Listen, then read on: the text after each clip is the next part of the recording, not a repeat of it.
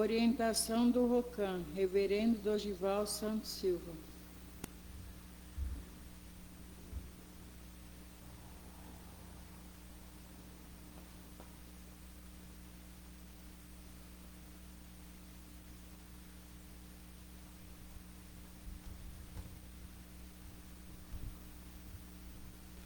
Boa tarde a todos. Não esqueça de avisar o secundário, para ficar bonitinho aí.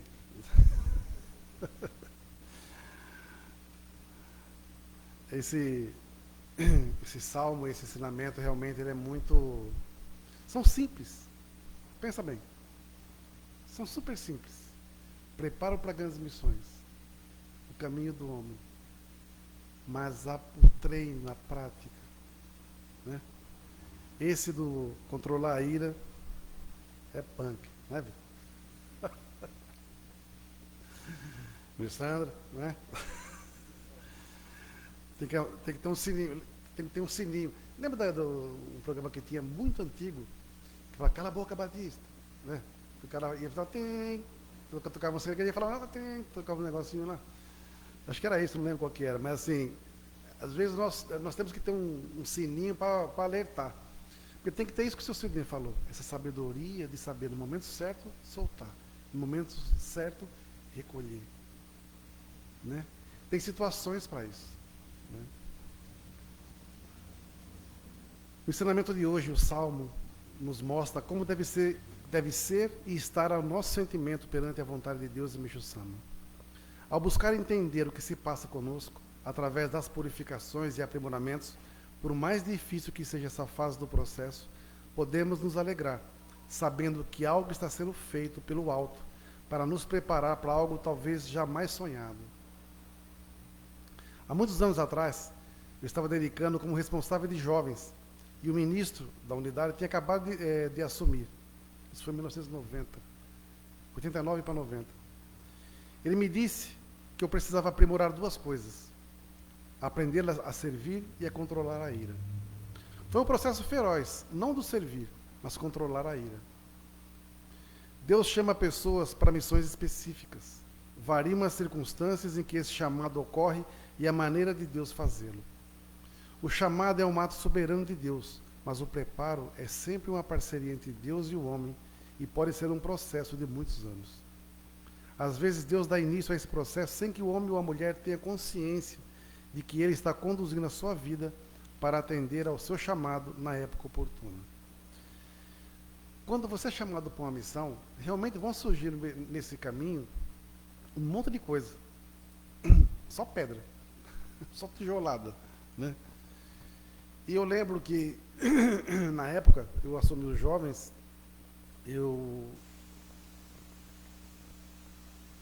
lance do servir eu sempre tive, então não tinha problema. O negócio era engolir sapo. E eu sempre formei os grupos com o sentimento assim, um por todos, todos por um. Mexeu com todos. Só que na hora da briga, eu assumia. Por isso que os jovens me adoravam, porque, tipo assim, nós fizemos uma atividade aqui, todo mundo dedicou. De repente veio uma pessoa, aí eu falei assim, agora vocês podem ficar à vontade de se divertir, como teve várias situações assim. Porque nós fizemos tudo o que tem que ser feito. Aí veio alguém reclamar, falou, não, não pode ser assim, os jovens são vagabundos, não fizeram nada. Eu falei, como é que é? Aí o pau cantava. Aí eu fazia, e os jovens diziam, vamos te ajudar. Eu falei, vocês vão fazer. Ele falou que os jovens eram isso, isso, isso. Os jovens eu sou responsável, então eu sou assim. Então, através da minha postura, eu quebrei um monte de coisa. Mas também, muitas vezes, o meu lugar me atrapalhou. Por quê? Porque faltava sabedoria. Então, Deus me chamou para uma missão e me testou várias e várias vezes. Ah, já passei por aquilo lá, como o seu Cid falou. Falou, passou nada. Tu repetiu de ano, meu brother. Vai de novo. Vai de novo. Vai de novo. E vai de novo. Até chegar uma hora que você não sente mais, tanto faz, tanto fez. Não indifere, porque não te afeta mais. E quando você menos perceber, já passou de nível faz tempo. Aí pensa que acabou? Não. Aí vem coisas piores. Então, assim, isso faz parte do nosso crescimento, para uma coisa muito maior. Por exemplo, todo mundo às vezes vê pessoas bem-sucedidas e todo mundo quer ser patrão. Né? Mas ninguém imagina o que o cara passou para chegar onde ele está, ué. Quantas quebras ele teve, quantas noites sem sono ele teve, preocupado em pagar folha de pagamento e não ter dinheiro, preocupado em atender os fornecedores, os clientes, e não tinha a mercadoria pronta. Né? Então, assim, ninguém sabe o que a pessoa passa. Mas todo mundo quer ser patrão. Então, se eu quero ser empresário, eu tenho que me qualificar para isso. Eu preciso me preparar para isso. Né? E a primeira coisa para você ser um grande empresário é você aprender a varrer o seu chão. Da sua fábrica, da sua empresa. Porque se você não sabe varrer o seu chão, como é que você vai liderar pessoas sobre limpeza, sobre organização, sobre método e várias outras coisas? Né? E você só vai aprender quando fala assim, pô, você varreu errado, você varreu mal, está sujo ainda. Pô, quem você pensa que você é? Assim, né? Então, aí nessa hora o seu gás já extrapola e você não aceita a correção. Por quê? Porque você é extremamente egoísta e tem uma visão cega que só você acha que só o seu jeito está certo. E isso não é ser chefe, isso não é ser líder, isso é ser uma pessoa fraca, que não serve para liderança, que não aceita críticas. Observe a vida de Meixo Sama. Enquanto ele era Mokichi Okada, passou por severas purificações, mas nem imaginava qual seria a sua missão. Ele está falando isso hoje com o Sr. Adilson. Diferenciar Meixo Sama de Mokichi Okada. Diferenciar Jesus do Cristo. Diferenciar Sakyamuni do Buda. Diferenciar o próprio Maomé do grande Mohammed, vamos dizer assim, do grande Maomé mesmo. Porque uma coisa é humano, outra coisa é a divindade. É diferente. Saulo de Tarso era muito culto. E quem conheceu Saulo de Tarso sabe que depois ele se transformou em Paulo. Era muito culto, um líder entre os líderes e perseguidor da igreja. E Jesus se manifesta a ele no caminho de Damasco e o instrui para pregar o seu evangelho aos gentios. Anos depois, já sofrendo perseguições, prisões e humilhações por causa do evangelho do Cristo, Paulo estava tão possuído da consciência e da responsabilidade do seu chamado que exteriorizou isso em palavras escritas com indescritível vigor. Porque sou devedor tanto a gregos como a bárbaros, tanto a sábios como a ignorantes. E prossegue, se anuncio o evangelho, não tenho que me gloriar, pois sobre mim pesa essa obrigação, porque ai de mim se eu não pregar o evangelho. Enquanto ele era Saulo de Tarso, ele fez e aconteceu. Quando ele se transformou em Paulo, ele mudou o deixoi dele, o entendimento dele. Quando nós recebemos o chamado, assumimos uma missão, ai de nós se não cumprimos essa missão. Não é castigo, não é nada. É simplesmente você ter entendimento do que é a sua missão. Quando vocês recebem o Ricari, por exemplo, nessa hora muda tudo. Esqueça aquela pessoa que, quando subiu no altar aqui, era uma pessoa. Quando desceu do altar com o Ricardo no pescoço, já era outra pessoa. Porque muda o nível espiritual, muda o entendimento, e ele vai mudar cada vez mais, quanto mais você estudar, quanto mais jorei você praticar, quando você vê a força e o poder da luz que é emanada através da palma da sua mão, pelo Ricardo que você carrega.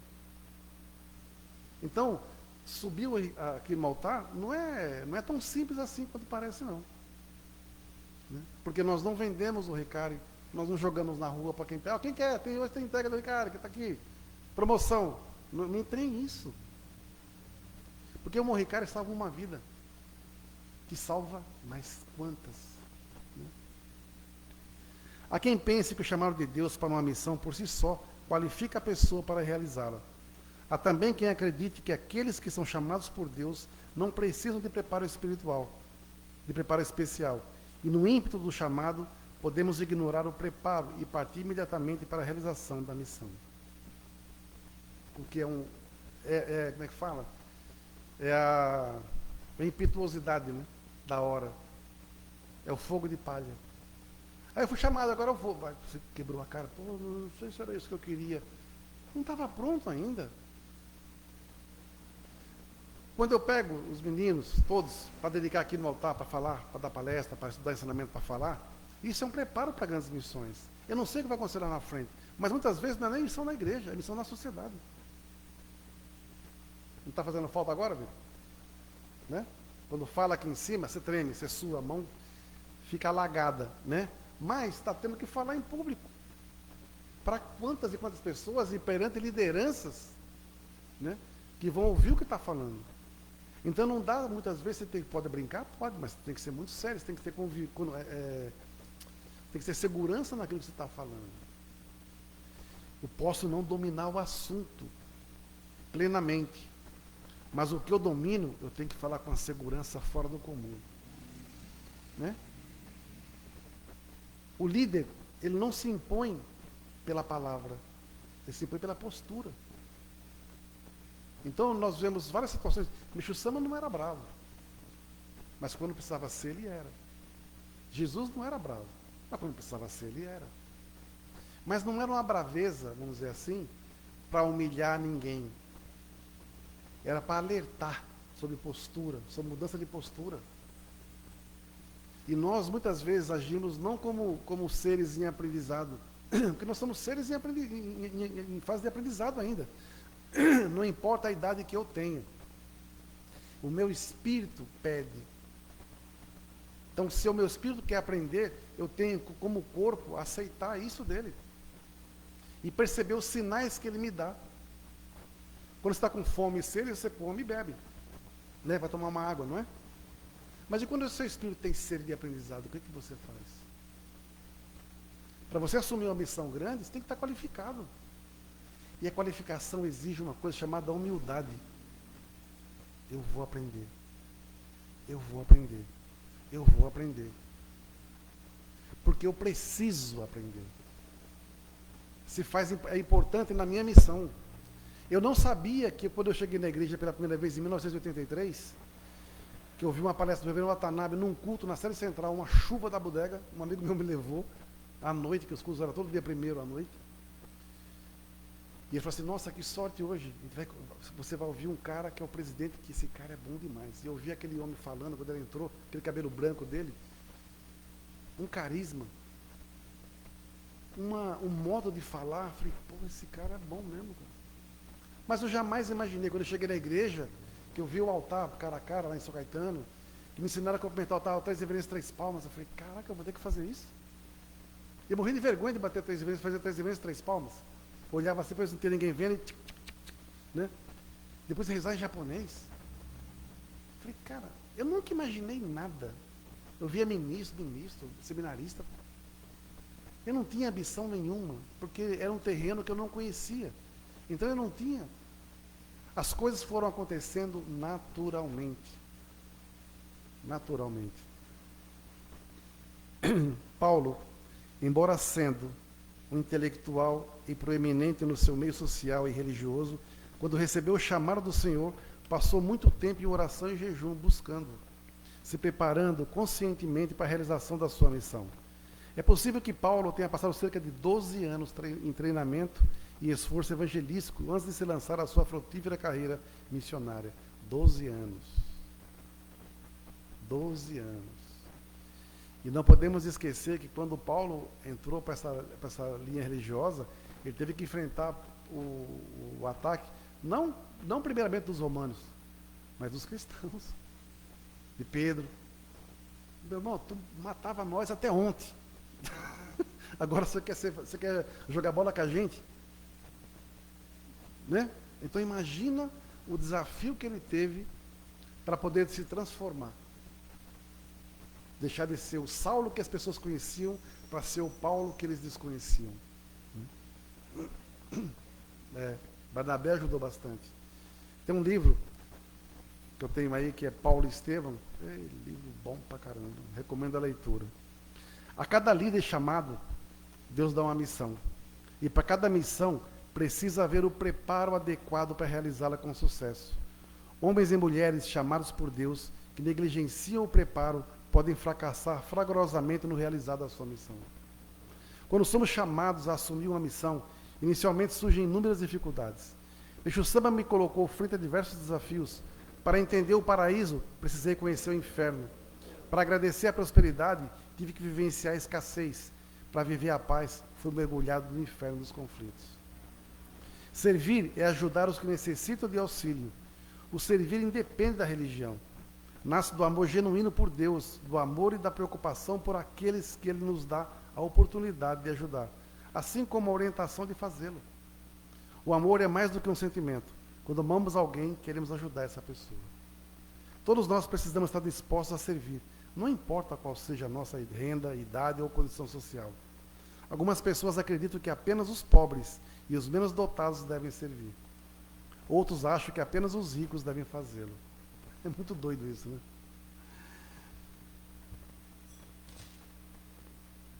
O pobre dedica para sair do inferno.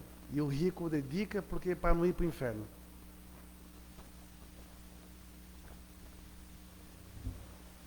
Não é? Pensa bem, se tem cabimento um negócio desse. Assistindo mais um capítulo da série The Chosen, da semana passada, me marcou muito a chamada de atenção que Jesus deu a 2 discípulos, né? João e Tiago. E eu vou citar aqui o trecho bíblico de Mateus que fala sobre essa entubada que ele deu nos meninos lá, né? E subindo Jesus a Jerusalém, chamou à parte os seus 12 discípulos, e no caminho disse-lhes: Eis que vamos para Jerusalém, e o Filho do Homem será entregue aos príncipes dos sacerdotes e aos escribas, e condená-lo-ão à morte. E o entregarão aos gentios, para que dele escarneçam, e o açoitem e crucifiquem, e no 3º dia ressuscitará. Então se aproximou dele a mãe dos filhos de Zebedeu, com seus filhos, adorando e fazendo um pedido. E ele diz: O que queres? E ela respondeu: Dize que esses meus 2 filhos se assentem, um à tua direita e outro à tua esquerda no teu reino. Jesus, porém, respondendo, disse: Não sabeis o que pedis. Pois podeis vós beber o cálice que eu hei de beber? E ser batizados com o batismo que eu sou batizado? Dizem-lhes eles: Podemos. E ele disse-lhes: Na verdade, bebereis o meu cálice e sereis batizados com o batismo que eu sou batizado, mas o assentar-se à minha direita ou à minha esquerda não me pertence dá-lo, mas é para aqueles para quem meu Pai o tem preparado. E quando os 10 ouviram isso, indignaram-se contra os 2 irmãos. Então Jesus, chamando para junto de si, disse: Bem sabeis que pelos príncipes dos gentios são esses dominados, e que os grandes exercem autoridade sobre eles. Não será assim entre vós, mas todo aquele que quiser entre vós fazer-se grande, seja vosso serviçal. E qualquer um que entre vós quiser ser o primeiro, seja vosso servo. Bem como o Filho do Homem não veio para ser servido, mas para servir, e para dar sua vida em resgate de muitos. E saindo eles de Jericó, seguiu grande multidão. E eis que 2 cegos assentados junto do caminho, ouvindo que Jesus passava, chamaram, dizendo: Senhor, filho de Davi, tem misericórdia de nós. E a multidão os repreendia para que se calassem. Eles, porém, cada vez mais chamavam, dizendo: Senhor, filho de Davi, tem misericórdia de nós. E Jesus, parando, chamou e disse: Que quereis que vos faça? Disseram-lhe eles: Senhor, que os nossos olhos sejam abertos. Então Jesus, movido de íntima compaixão, tocou nos olhos, e logo seus olhos viram e eles o seguiram. Isso aqui foi um chamamento, por quê? Porque as pessoas queriam cargo, queriam posição, queriam ser bonitinho, né? E Jesus chamou a atenção deles, dizendo: Vocês não sabem o que vocês estão pedindo para mim? Para ficar à direita ou à esquerda? E ele falando o que ia acontecer com ele em Jerusalém. E o que aconteceu? Ele foi crucificado. E tinha 2 pessoas do lado dele, da esquerda e da direita. Mas como eles queriam assentar no reino, só Deus pode fazer isso. Só meu Pai pode definir, eu não posso fazer isso. Então, às vezes, na igreja também, as pessoas se preocupam muito mais com o cargo, com o título, do que com a missão, com o servir. O servir, a evolução da missão, ela é a consequência do seu servir bem feito. Eu falo para as pessoas: se você quer ser um bom ministro, quer ser um bom ministro, seja um excelente membro primeiro, um grande servidor. O resto vem naturalmente, né? Então não adianta puxar saco de ministro reverendo que vai se lascar, né? Nós não damos vale graça para ninguém. Não tem filinha preferencial, não tem sala VIP, né? Já pensou? Aqueles ali são os apóstolos do menino lá, a sala VIP é deles ali, né? E nós vivenciamos muito isso, às vezes, na própria igreja. Não digo aqui. Tem a sala dos ministros, a mesa dos ministros, o guardanapo do ministro, o copo do ministro, o prato do ministro, o chibor do ministro. Tudo separadinho para ele. Às vezes tem uma festa, o banquete dos ministros, e os membros comendo no prato descartável o que dá. Isso está errado. Eu nunca, na minha vida missionária, mesmo no Jurei Centers, nunca foi assim, porque eu nunca deixei. Porque era constrangedor, às vezes está atendendo alguém, aconteceu uma vez só. Eu cheguei da sede, corri para minha sala, tem gente para atender, estou atendendo, e você chega com fome, né? Aí o pessoal do serviço trouxe o quê? Uma bandeja cheia de leque-treque lá. Eu fui atender duas pessoas, um casal, poxa, aquele prato lá, com suco, com uns negocinhos lá, eu vendo que eu também estava com fome, falei, gente, é constrangedor demais. Aí eu saí e falei, olha, quando eu tiver com alguém na minha sala, se quer trazer alguma coisa, traga para todo mundo que está lá. Pergunte se a pessoa quer antes. E depois disso, nunca mais. Acabava o culto, como hoje, por exemplo, o culto mensal. Então tinha o servir lá, que precisa fazer um banquete. Eu nunca comia, porque eu nunca consigo comer nada depois de culto. Eu só consigo beber água. Então, os oficiantes, o pessoal fazia uma festa. Falava, opa, hoje a festa está boa. Por quê? Tudo que vinha, eu oferecia. Então, eu achei esse trecho muito, muito legal. E vendo depois, porque eu fui pesquisar. Né? Na Bíblia não estava aquilo lá que aconteceu. E realmente você vê como a coisa acontece. Né? Como a coisa acontece.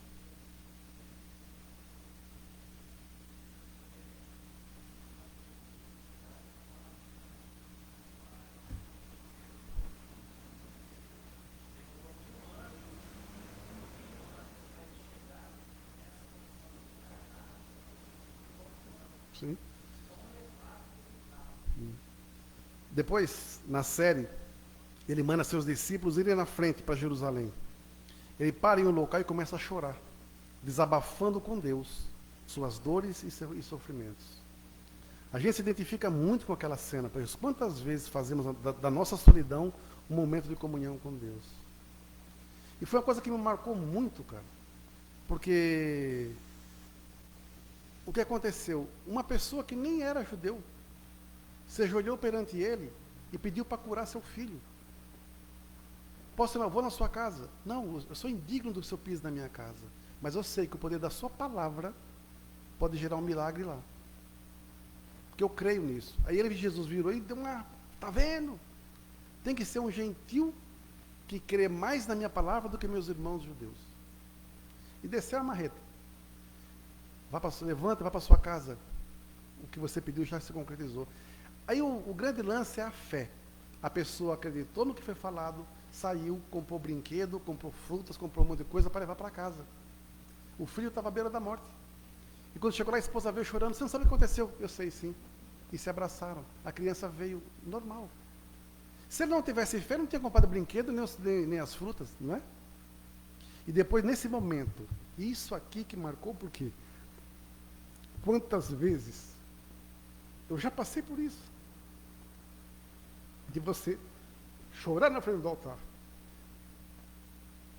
Com pessoas, com situações que às vezes te decepcionaram, de traições, de abandono, um monte de coisa. Né? Você orienta, ensina, e a pessoa não faz. E quando faz, quer te derrubar, quer aprontar contra você. E Jesus lá desabafando com Deus, cara, ele chorava. Chorando com Deus.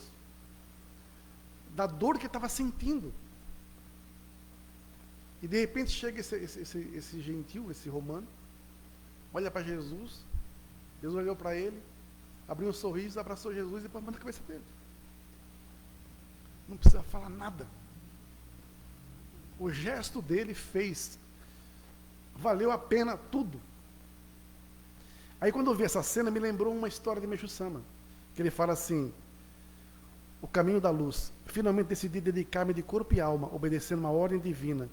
E como 50% era a vontade de Deus e 50% da minha consciência, eu sentia muito maior segurança que as pessoas comuns, mas também me sentia mais desamparado que elas. Naturalmente, eu não tinha uma vida fácil, economicamente falando, e em princípio só dispunha do suficiente para me manter durante alguns meses, não havendo qualquer perspectiva de renda certa. Era uma vida extremamente insegura, mas os segredos, milagres e revelações interessantes me faziam esquecer a preocupação financeira, de modo que a vida se tornava realmente alegre. Todo o meu tempo era tomado pelas pesquisas espirituais de cura de doenças. Então, às vezes, um relato de uma graça, de um milagre, vale tudo a pena. Tudo que você já passou. Infelizmente, muitas vezes, Nós, como humanos, eu não tenho essa qualificação que Meixo Sama teve, que Jesus teve, nem, né? Mas eles também sentiram a dor, que Jesus uma hora fala, eu também sou humano.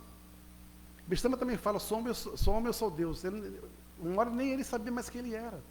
Confunde-se o Mokichi Okada com o Meixo Sama. E confunde-se o Cristo com Jesus. Então isso fez com que a gente, muitas vezes, sinta a mesma dor, cara. A mesma dor. Hoje, uma pessoa mandou mensagem para mim da graça que teve. Isso não tem preço.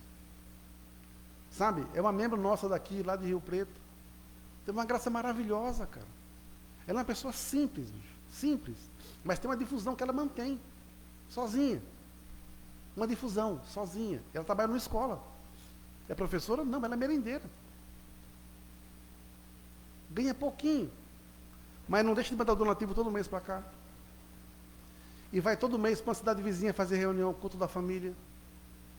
100 quilômetros, né, Feliz? Todo mês. Aluga um carro, que não é barato, para ir e voltar. R$300. Só que hoje ela mandou uma mensagem para mim. Uma filha dela, com o marido, compraram um carro. E mandou a foto e falou assim, mãe, a partir de hoje, você não precisa mais alugar carro nenhum. Esse carro aqui, você pode usar para fazer a sua viagem missionária. E ela comprou uma moto também. 0. Como? Alguém explica? É fé. Veio por quê? Porque é legalzinha? Não, pelo merecimento, velho. Deus recompensa na hora certa o nosso esforço, nada é em vão.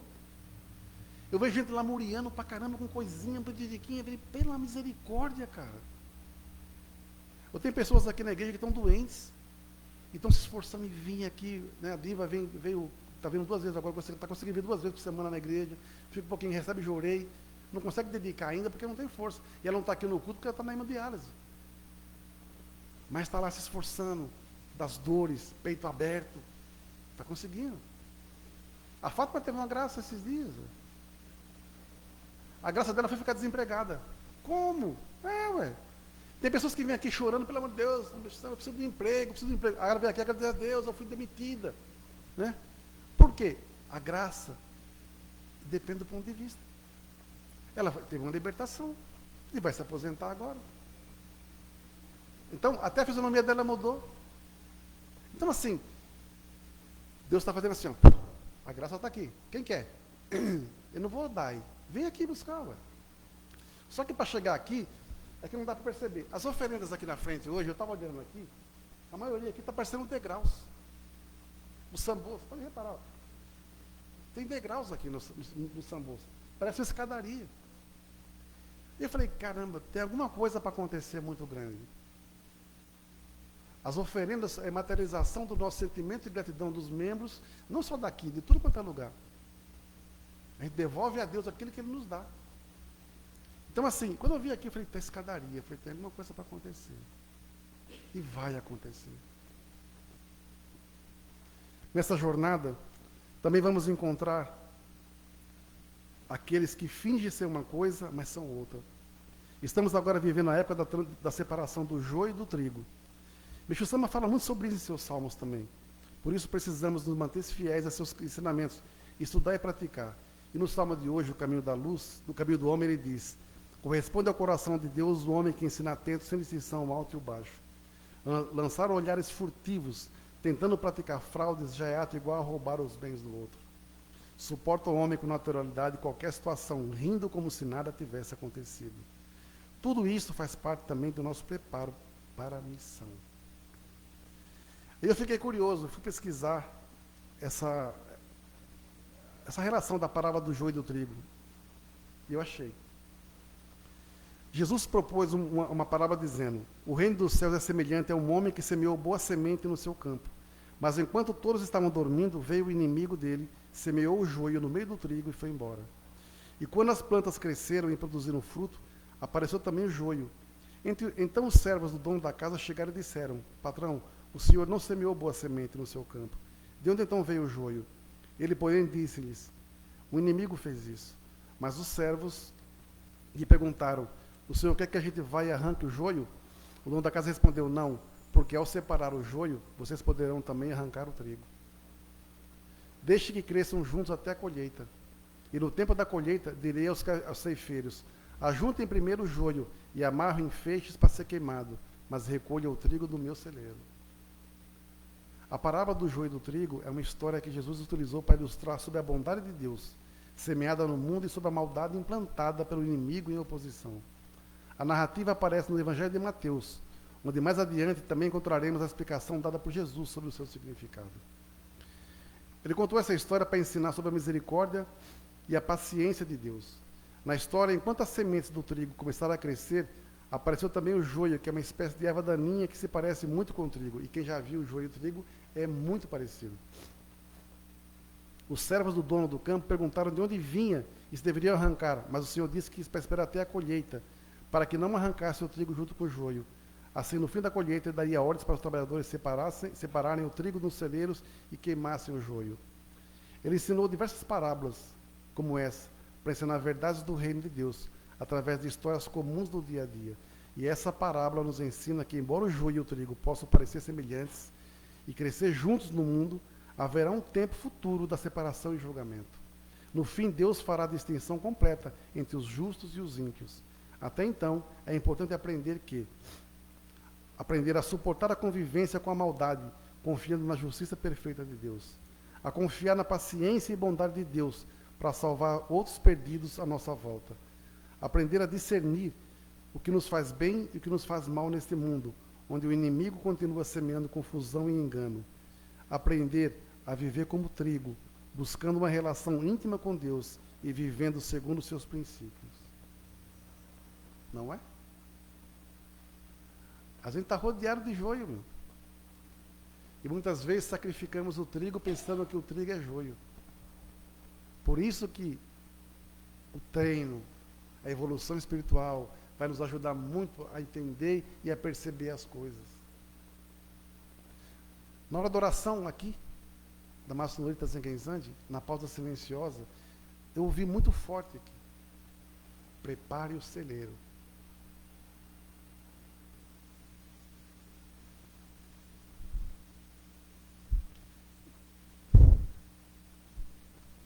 E para falar? Prepare o celeiro, que a colheita está próxima. Então, sabemos que tem coisas grandiosas para acontecer. E vamos preparar o celeiro. Cada um tem um celeiro também no seu coração. Preparem ele para receber a graça que vocês esperam. Confiem. Né? As coisas estão acontecendo. Preste atenção. Obrigado a todos. Boa missão.